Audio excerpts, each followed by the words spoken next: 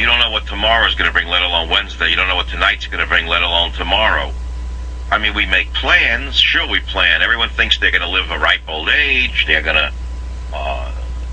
be surrounded. They're going to get a little ill, not totally ill, not very badly ill, not never cancer, no heart attack, nothing like that. That happens to other people.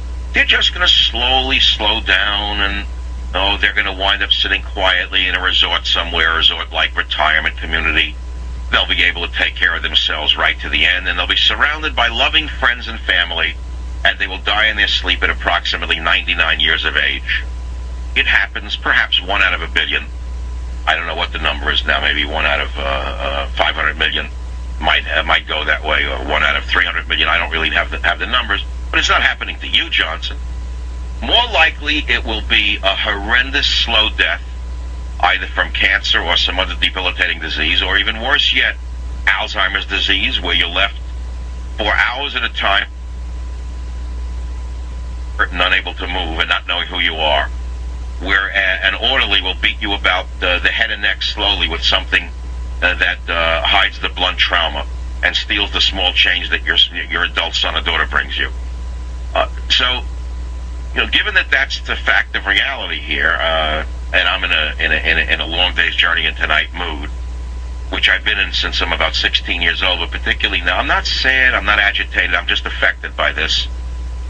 Because, look, the Grim Reaper comes around and he gets closer and closer, and you see him circling, and you start saying, there we go again, And so what is it that you want to do with the rest of your life? You have to ask, if you're a driven man as I am, and I've been driven all my life, let me tell you right now, this is nothing new to me. I've been driven from very early on to do things in my life. And I'm no saint. Don't confuse me with trying to tell you I'm such a saint. I'm not Al Gore. Okay, I'm none of those people. I'm just like you. Maybe I'm a little luckier and maybe I'm a little more hardworking than some people, but I'm not different than the average intelligent person out there in some ways. In some ways I'm a genius, in some ways I'm a big idiot. I understand all of that. That's the human being.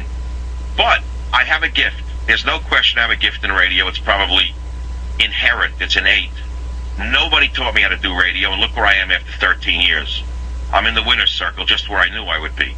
Now, I could spend the next number of years, as I've told you in the last hour, just trying to get to the number one slot. I could do that if I wanted, and I could probably win. I mean, I could change my time slot and go right up against Rush, and I'm telling you, Rush wouldn't stand a chance. In 1 year, he wouldn't be number one. I would be number one. But I don't have such a desire. It doesn't mean anything to me. It has no meaning to me, none whatsoever. I've always seen the big picture. I've always seen the longer picture. There's very little that I want for materially. I only want my health and the health of my children, to be honest with you. But then I say, well, what about my poor country? What good is all of this health?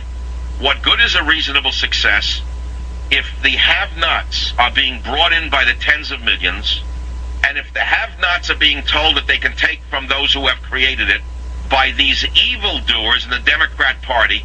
There's nothing to work for. They'll take it all away from your inheritors.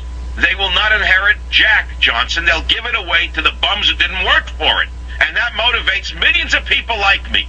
Let me tell you right now, illegitimate non carborundum. We don't want the illegitimate taking away our livelihood, and we don't want the illegitimate stealing from us any more of our damn tax money. Here in the state of California, we pay not only federal tax, we pay 10% of our income as state income tax. 10% right off the top. But wait, there's a bigger insult. Last year, while you slept, they added another tax for people in a slightly higher bracket in the state of California of an additional 1% called a mental health tax. So that's 11%. Now, what the heck is a mental health tax? Where does the money go? Well, you say, well, it goes for mental health. No, it probably goes to gray-bearded child molesters so they can write papers and go to conferences in Thailand and rape young boys. That's where the extra 1% goes. I can guarantee you it doesn't go anywhere else. And where will it end? Nobody knows where it'll end. So these are the things that are agitating me. And I read you the opener, how long do we have? And that the Athenian Republic lasted not very long, but that in 1787, Alexander Tyler, a Scottish history professor, said a democracy is always temporary in nature. It simply cannot exist as a permanent form of government, because a democracy will exist up until the time that voters discover that they can vote themselves generous gifts from the public treasury. And that's Hillary Clinton.